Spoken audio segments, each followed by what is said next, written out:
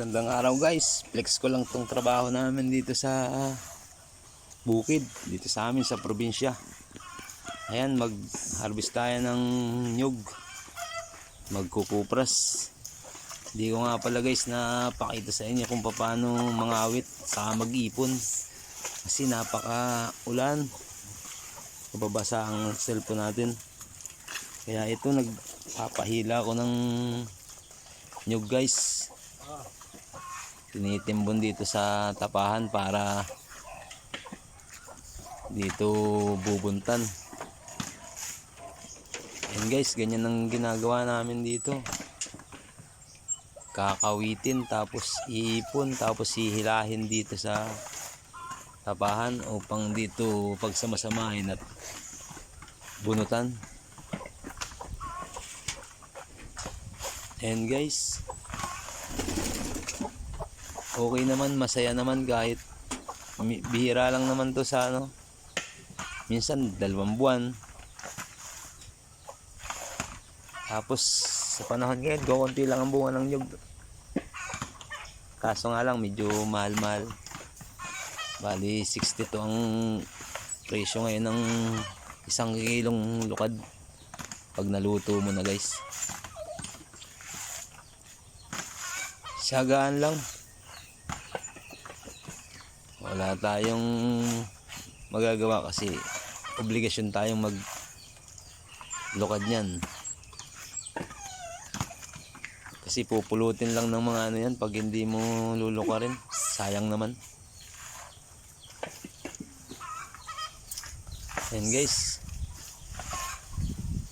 Solo lang natin yung magpahila. Kunti lang naman yan. Basta nag-i-enjoy ka lang. Pakaway-kaway pa Yan guys, at hindi ko naman nakita yung pagpabunot kasi nga maulan. Buti nga ngayon umaaraw. Pagbibigyan tayo ng pagkakataon. Ayan guys, sabi nga ay magbabaak pero paputol naman yung niyog. Kinukurik ko lang kasi baka sabihin ko ay nagbabaak.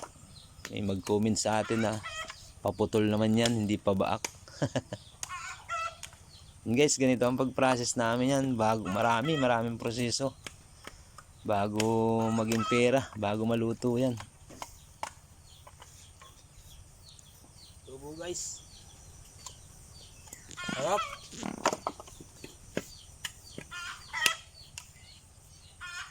Kain namin dito yan habang nag-apaak. Ingat-ingat lang tayo guys dyan kasi nakakasugat yan pag sala yung pagtaga natin at umugtol.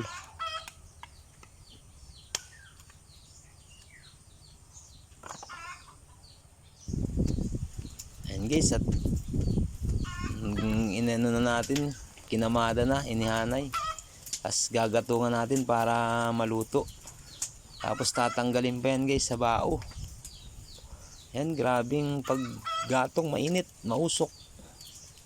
Ganyan talaga guys. Mga 7 oras ko yan na ginagatungan para luto siya. Hindi na tayo magtutusta. Kung may mahilaw man, kukunti na. Tiyagaan lang guys.